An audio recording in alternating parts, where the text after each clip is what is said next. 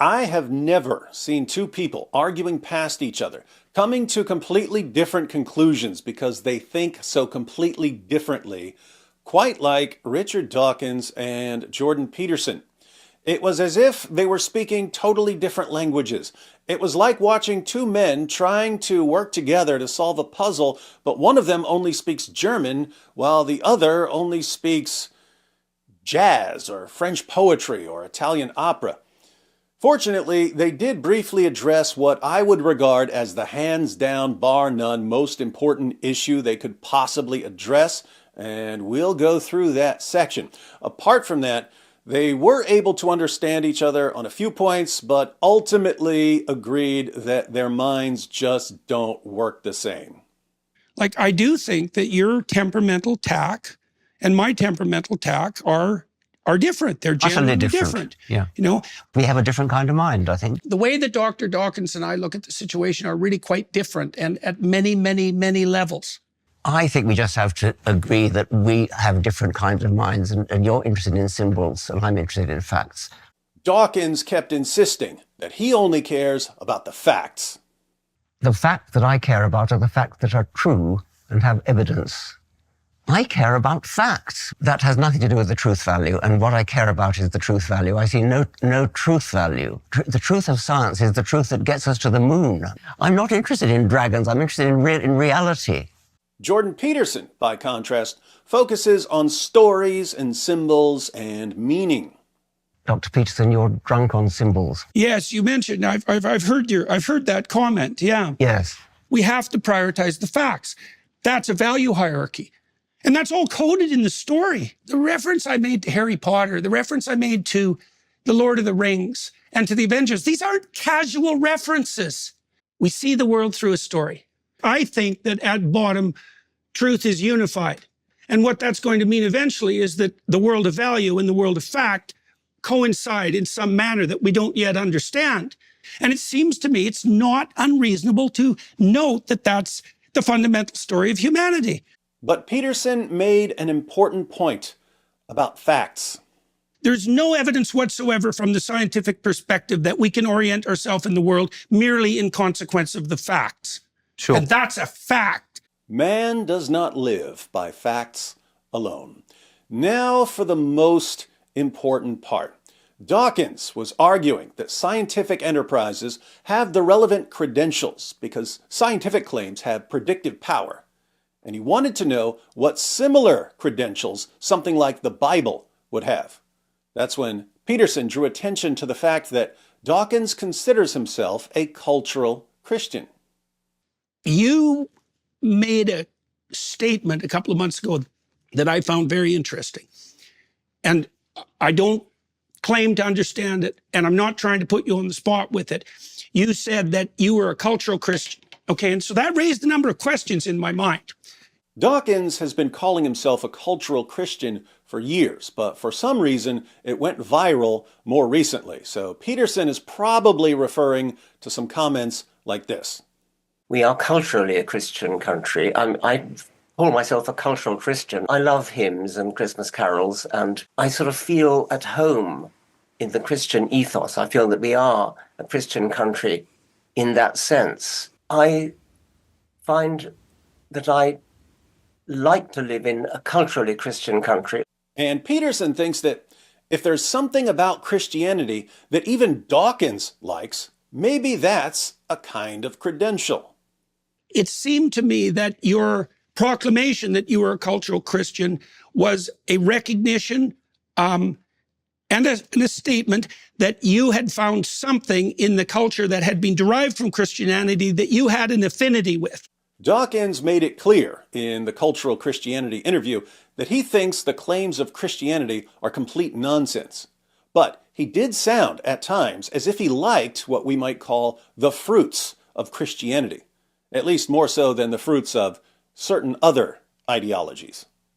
If I had to choose between Christianity and Islam, I choose Christianity every single time. I mean, it seems to me to be a fundamentally decent religion, insofar as Christianity can be seen as a bulwark against Islam. I think it's a very good thing. I mean, in Africa, for example, where you have missionaries of both faiths operating, I'm on Team Christian side as far as that's concerned.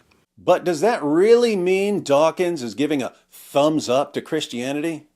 Well, what do you think that Christianity got right that allows you to make a statement like that? I mean, I know that there's differences perhaps in what we both think about the ultimate veracity of the biblical stories. Maybe there isn't differences. Like, it would take a lot of conversation to figure this out. But what did you mean by that? Like, what do you think that Christianity got right that would enable you to make a statement like that? Virtually nothing.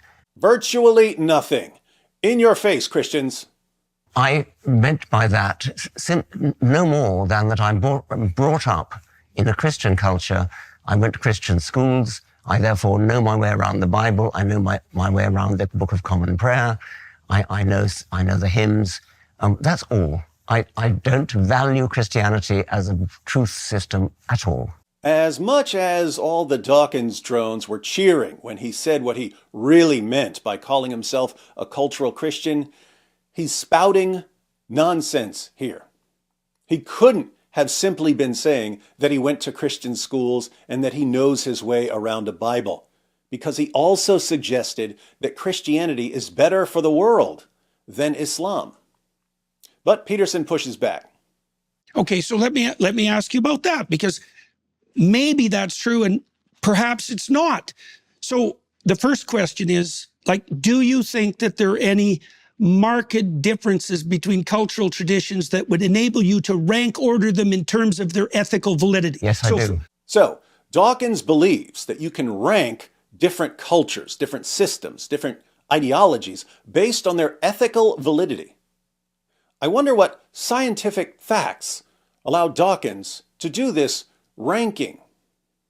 Okay, so for example, we could contrast mainstream UK Christianity with Islamic fundamentalism. Yes. Okay, so there's a hierarchy. There is a hierarchy. Okay. Notice, Dawkins just admitted that he's not simply claiming that he went to Christian schools and that he knows his way around a Bible. He agrees that there's a hierarchy of systems. Some systems are better than others. Some systems are more ethically valid than others. But this raises a really, really important question. In fact, this may be the most important question atheists need to address in the world today. Because until atheists can give a serious answer to this question, they're going to be paving the way for Islam. Okay, so there's a hierarchy. There is a hierarchy. Okay, a hierarchy that points to what? A hierarchy that points to what? Let's say Islam is down here in this hierarchy. Christianity would be up a little higher. Dawkins would presumably put an enlightened scientific atheism much higher than Christianity or Islam. There's a hierarchy. What's that pointing towards? What makes Dawkins correct about this hierarchy of ethical validity? What verifiable scientific facts confirm this ordering? There are two main possibilities.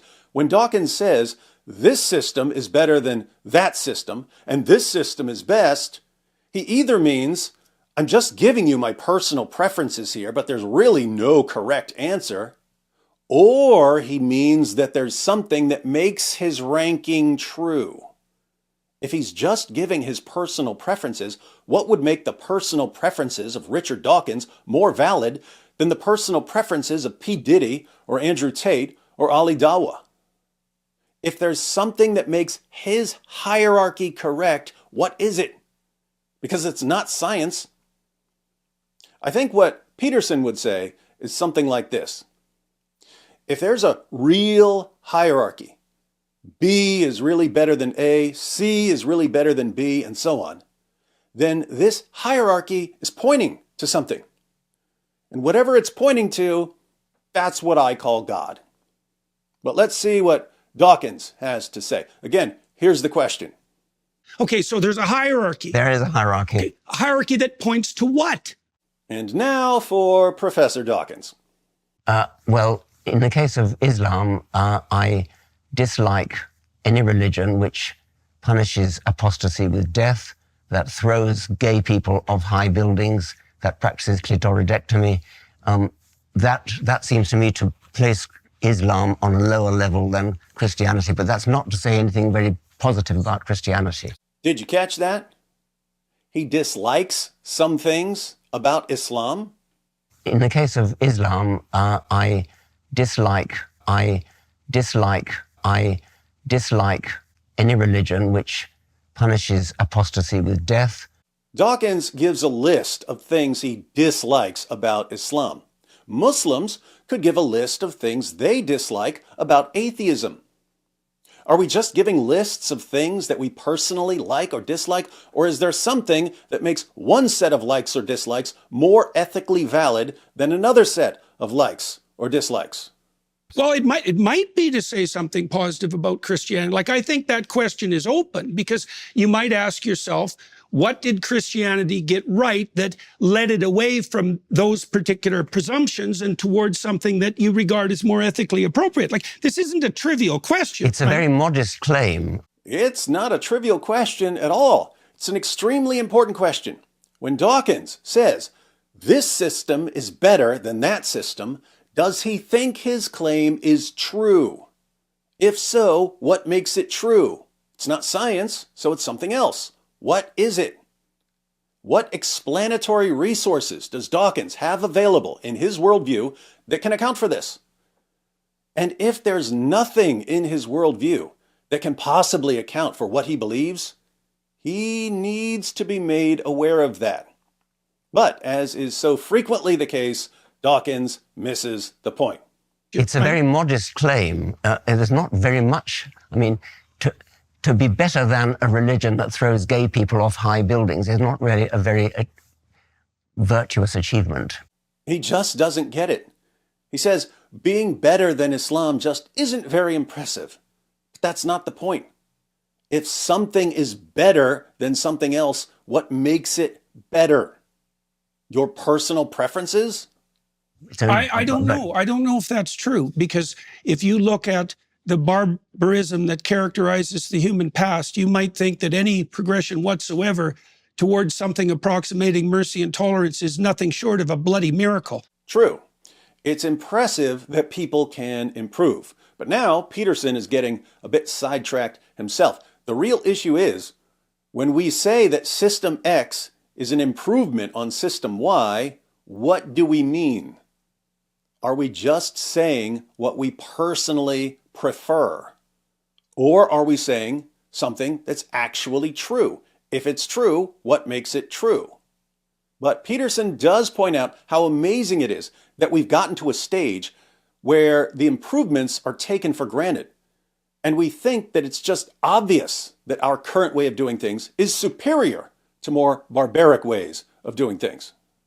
Well, like, people are pretty ruthless, and so are our chimpanzee cousins. Yes, they are. Right. So, yes. So we move forward into the light with great difficulty. Yes, and yes. The fact that we can take that for granted now, and that it seems self-evident and deserving of faint praise, it's not so clear to me that that's a reasonable proposition. Okay. As usual, Dawkins not only misses the point, but derails it completely.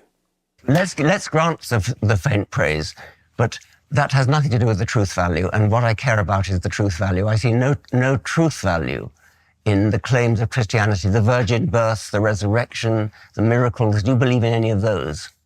Dawkins only cares about the truth, and he doesn't see how the claims of Christianity can be true.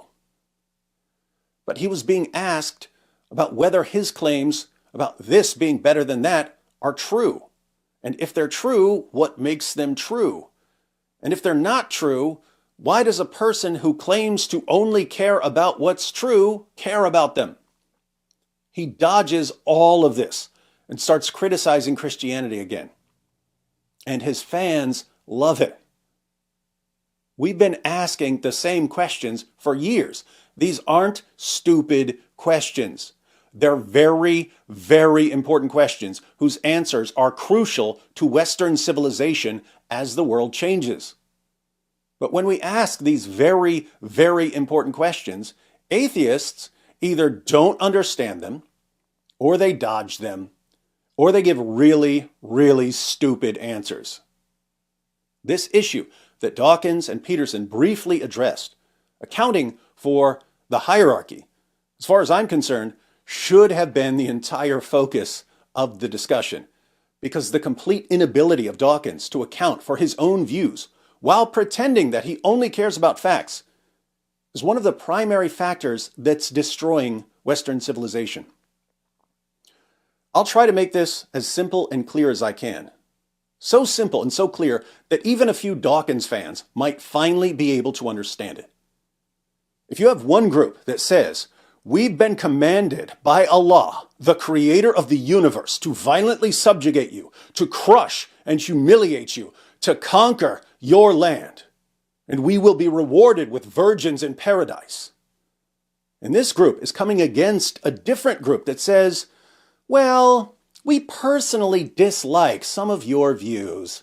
Our preferences are somewhat different from yours, but we can't even say why our views are right, so we'll just calmly disagree." One of those groups is going to eat the other group alive. Guess which group Dawkins is in?